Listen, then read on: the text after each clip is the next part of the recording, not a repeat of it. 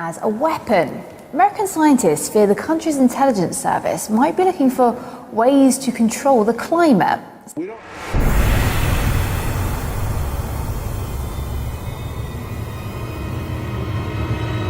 We don't know if it's possible to create a cloud in the stratosphere or to brighten clouds out over the ocean, the two ideas that people are looking at. But be that difficult, we don't know. I don't know what motivates the CIA. I guess they want to protect the United States. But we can't think of any way that you could control the climate of one part of the world without controlling the whole world. Putting clouds in the stratosphere would have a global effect, not a local effect. And so it's hard to think of a way it could actually be weaponized, but maybe they want to think about that. I don't know. Geoengineering is weather modification on a global scale. Many refer to this as chemtrails. The dispute as to whether or not these programs are going on is really a moot point. We have more than enough data. We have actual footage. As you're seeing now to show that these tankers are indeed spraying at altitude. The materials we see showing up on the ground are the exact materials named in numerous geoengineering patents, as many as 150 patents. So at this point, the notion that these programs are not going on is simply denial. Skies like this, many have grown to think are natural, but they're anything but. And we've seen this for so long now, and it's been ramped up at such a steady pace that people have simply become used to skies like this. Anybody who thinks grid patterns like this are natural should recheck their reality. This is anything but natural. We seldom see blue skies anymore.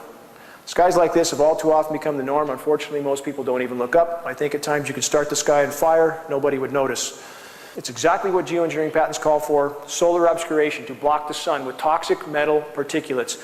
And unfortunately, with geoengineers, they don't seem to take the consequences into account. The planet is like a giant physics lab for them, and they seem to not be able to look outside that bubble. This is halos around the sun. We see often as the atmosphere is filled with particulates. It's important to understand, just because you don't see trails from horizon to horizon does not mean you're not breathing particulates. We seldom see blue skies anymore. They're a silvery white color, especially in the mornings or the afternoons. If you look to the east or to the west and you block the sun with something, you can see the air is very silvery white. This is indicative of an atmosphere saturated with particulates. These particulates create drought. This is a very known and not disputed effect of geoengineering. As you saturate the atmosphere with particulates, you diminish rain. People need to get this through their head. This is not about seeding to increase rain. This is about creating artificial clouds, which reduces rain.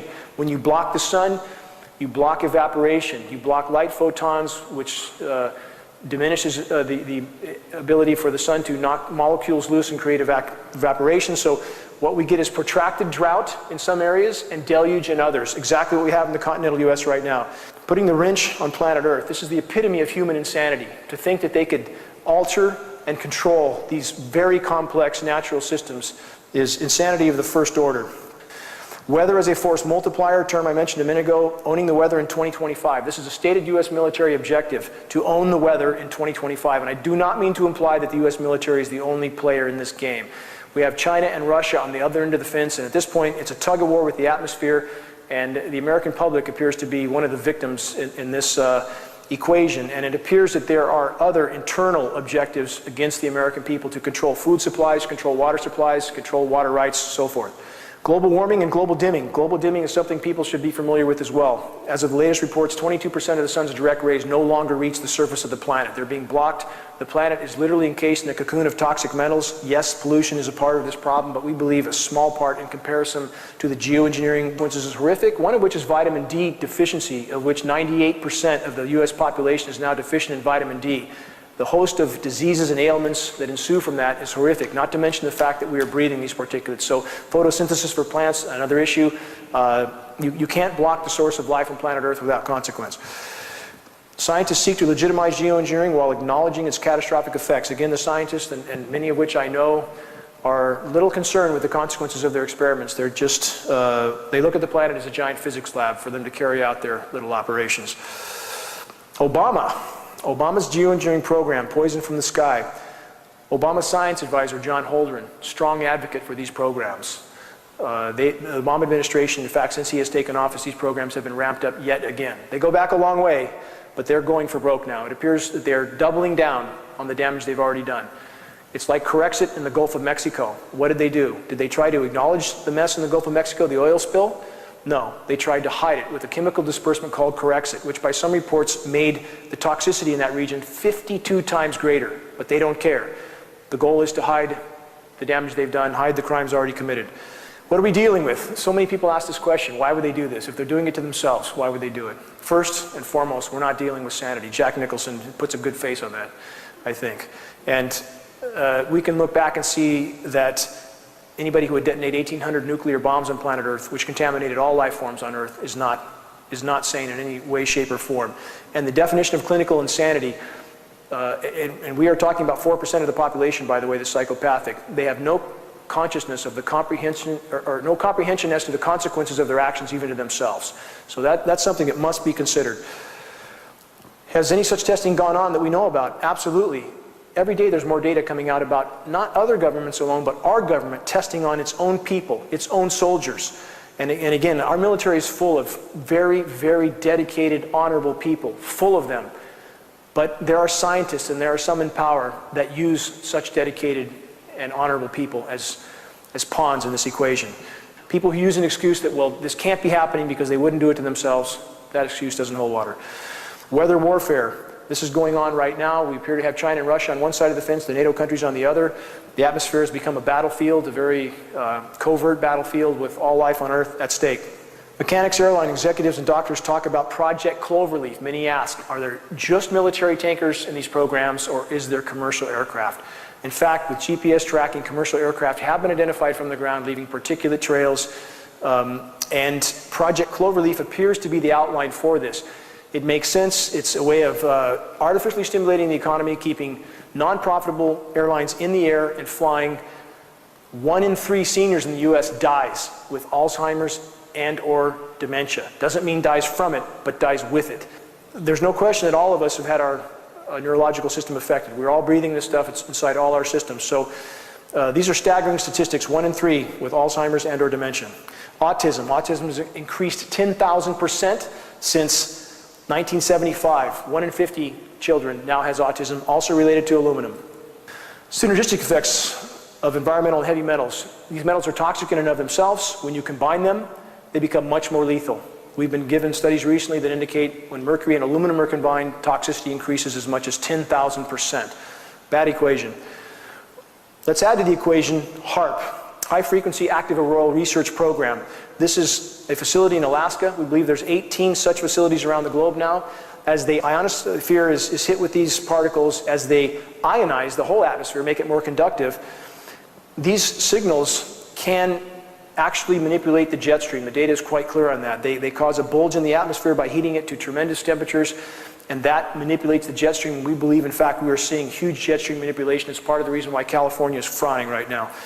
As our bodies become more conductive from these particulates and we're exposed to more and more of these signals, and especially the signal from HAARP, which we see, by the way, the signature clouds above our area a lot.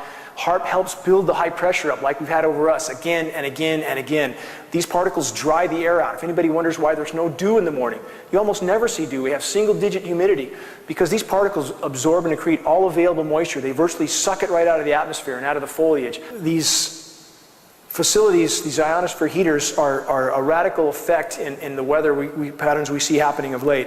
Unprecedented jet stream movements. And we see this almost all the time now, in the lower 48 especially. And this appears to be connected to, for example, what they might be trying to do in the Arctic could be affecting us horrifically here, because the jet stream, as it moves across us, it's part of that long-term manipulation that I believe right now this is why we're frying at this point, because there are some very profound things happening in the Arctic, and we appear to be one of the regions that gets thrown under the bus for the manipulation of things they're trying to do to accomplish what they're trying to accomplish in the Arctic. So again, this is a very complex equation, and when you affect something upstream, it affects everything downstream.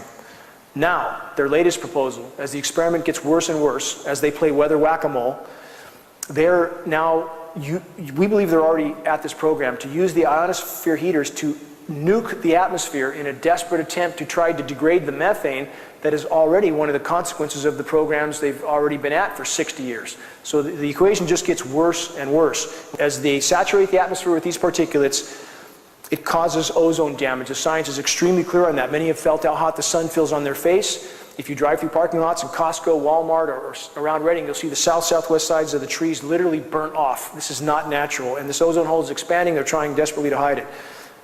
Recent changes to Gulf Stream causing widespread gas hydrate destabilization. Arctic Methane Emergency Group. Planetary catastrophe is inevitable. Although they are correct that the methane is a global game-changing event and a planetary catastrophe, what do these guys propose? That we geoengineer. As if it hasn't been going on for 60 years already. Now, either these people live in a hole or they're lying their butts off. So if this is an attempt to legitimize geoengineering, we don't know for other reasons or aspects, but we know enough about geoengineering to know at this point it is a cure, quote, cure, that is far worse than the disease. The planet has not been allowed to respond. Need to understand this is not about Al Gore. It's not about carbon credits. I do not like Al Gore or his carbon credit scams. But the bottom line is geoengineering has decimated our planet's climate. As the ice disappears, that heats the Arctic Ocean. That releases more methane, more heating, very vicious downward cycle. White House trying desperately to hide this at this point. I don't think they can hide it much longer. If the planet's not allowed to respond on its own, they are literally blocking the rain, especially from Northern California, the Pacific Northwest. They are blanket spraying the Eastern Pacific. We have the satellite photos to prove it. That shuts off the hydrological cycle. We fry. So again, these guys they're like kids in a sandbox. They're like crazy kids in a sandbox that just want to conduct their experiments till there's nothing left. As methane releases from the seafloor, it aerates the water like a bottle of champagne. Ships have no buoyancy. This is in fact what we've seen for many decades in the Bermuda Triangle. As ships go to the bottom fully intact, this is methane fields releasing. But now the fields releasing, for example, in the East Siberian Shelf of the Arctic, are massive in size compared to what's been releasing. And I don't think they can hide this release much longer. And this hopefully will help expose the geoengineering programs. If enough of this methane releases, it's going to be game over. It's one more reason that the planet has to be allowed to respond on its own. These programs have to be stopped. The power structure is literally in a panic. They thought they could play God with the weather, with all of us as part of this experiment.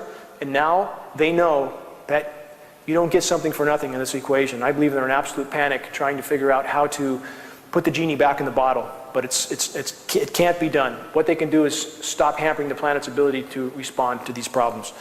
Is the planet warming? Is it cooling? It's too political. This issue is too political. You know, Al Gore is such an incredible idiot that he has caused people to not look at the truth. And his hypocrisy, unbelievable hypocrisy, has really muddied the water.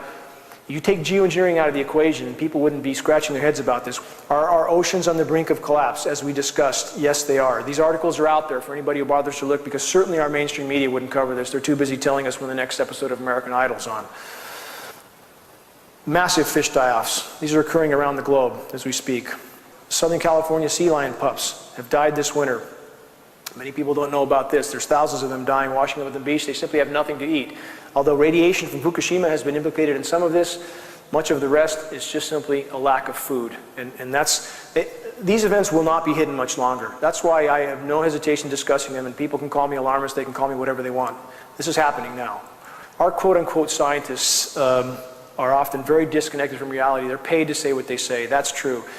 But in fact, if we have an ice-free Arctic this year, and all indication is we may, if it's not this year, it'll be next year. That's about 100 years ahead of modeling. So yes, the modeling's wrong, but it's far short of how bad it really is, and geoengineering is fueling that fire. And based on all available data, by the way, from an event 5 million years ago in Earth's history called the Pliocene Epoch, as there's more carbon in the atmosphere, there's normally more rain. The planet responds. The boreal forests thrive. They're not killed with these toxic particulates as the sun's blocked and the rain's blocked. And so we would have more lush conditions right now if they weren't spraying. There's other implications that aren't all positive, but the bottom line is how do you fly 1,000 jets or more around the planet every day dumping these toxic particulates and think you're going to do anything but harm?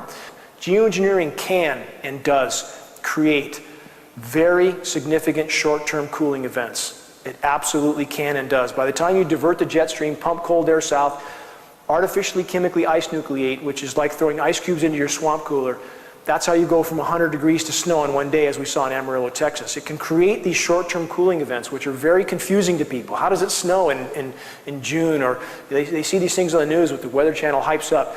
But at the cost of a much worsened long-term warming. That's the price that's paid with geoengineering.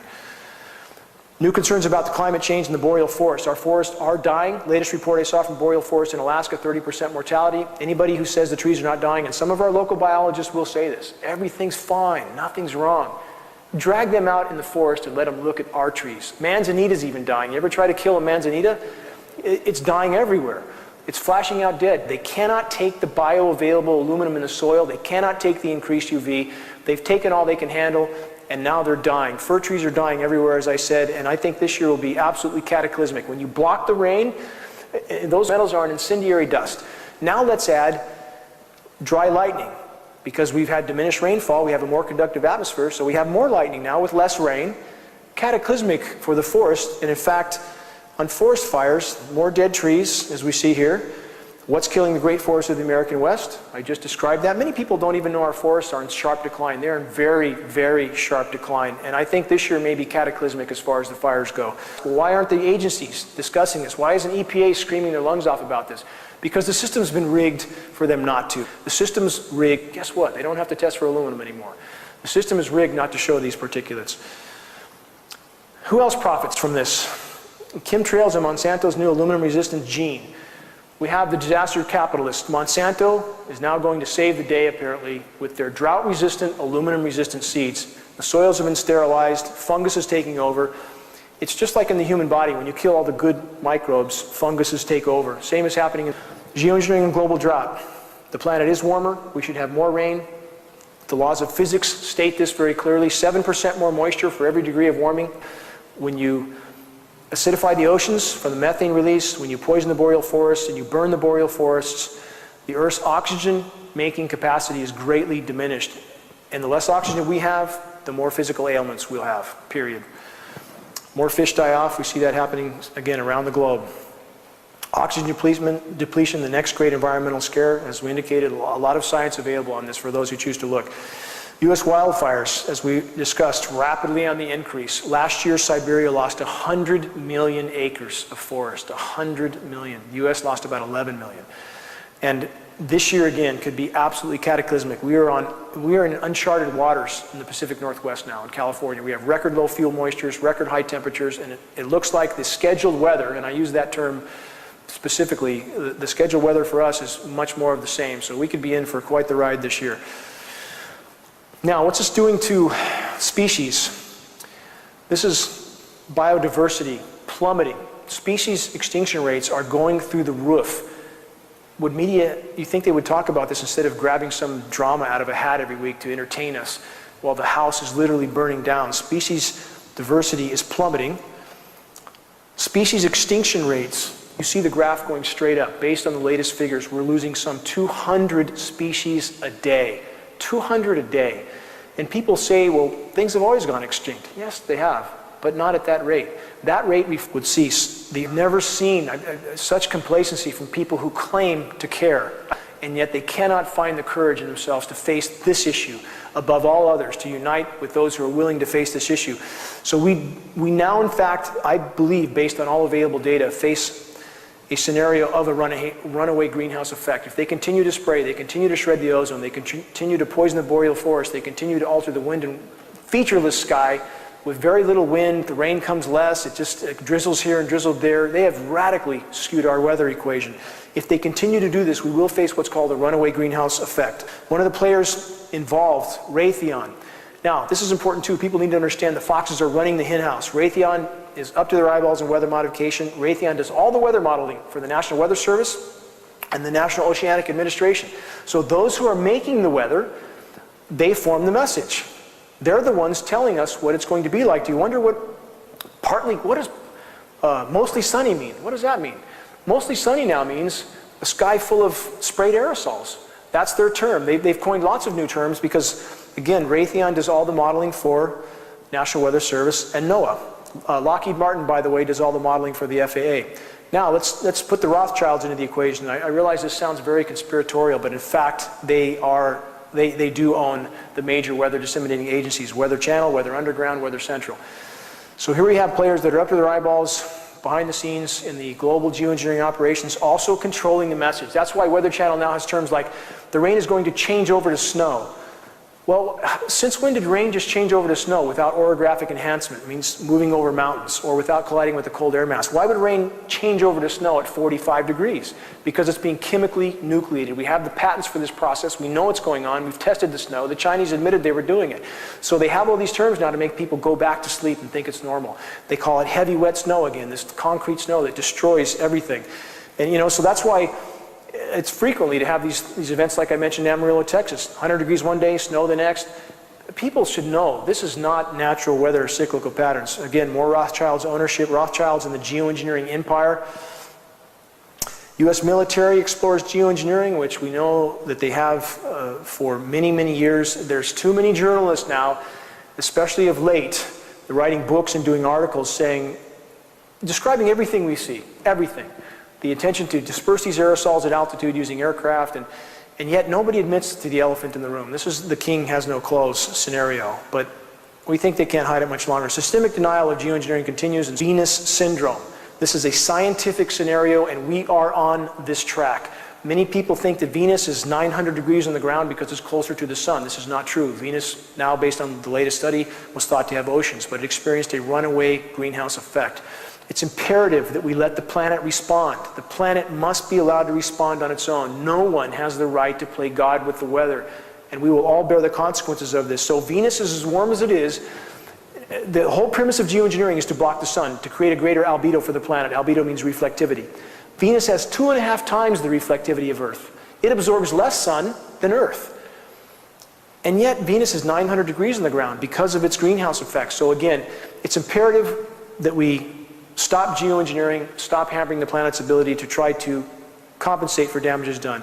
As people take notice of the climate unraveling, and it is unraveling, geoengineering is fueling that fire, I believe this, that if we could bring this to the light of day, if we could make mainstream media cover this, if we could get critical mass of awareness, enough people who participate and make these programs possible would refuse. And I believe enough people, especially from the U.S. military, who we have incredibly dedicated, honorable people in the U.S. military that are being told this is something they need to do, they must do, for the good of the planet. When they realize what this is doing to the planet, their countrymen rely on, their children rely on, I believe those honorable men and women will pull back, that they will certainly be on our side. We simply need to bring this to light. If we could bring it to light, it would change our equation radically for the better. That's my goal, that's why I'm here, that's my mission, and I appreciate all of your efforts toward this goal. Thank you. Can you focus it on that? Barely. Dude, it's like, oh my god. Oh my god. Dude, that's unlike anything I've ever seen.